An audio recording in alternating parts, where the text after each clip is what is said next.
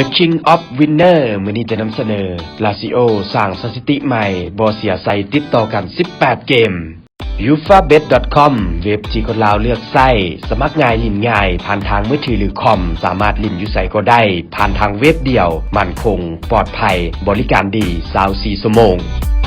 ในวันที่9กุมภาพันธ์มาสโมสรลาซิโอทีมดังจากอิตาลีถือว่าได้สร้างประวัติศาสตร์หน้าใหม่ให้กับสโมสรเมื่อสามารถบุกไปเอาชนะสโมสรปาม่าในการแข่งขันบานเตการโซซิเลียอิตาลีในฤดูกาล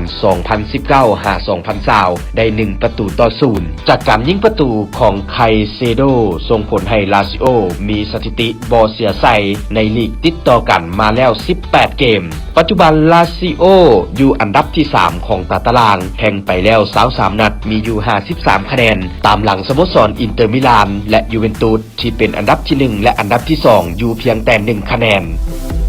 ufabet.com เว็บพนันที่คนลาวเลือกใช้ลิ้นง่ายสมัครง่ายผ่านทางมือถือหรือคอมสามารถลิ้นเป็นภาษาลาวหรือไทยเดิมพันขั้นต่ำ10บาทแทงบาทสเต็ปสูงสุด12คู่มั่นคงปลอดภัยบริการดีสนใจสมัครสมาชิกทักอินบ็อกซ์หรือกดที่ลิงก์ด้านลุ่มนี้หรือแอดไลน์ที่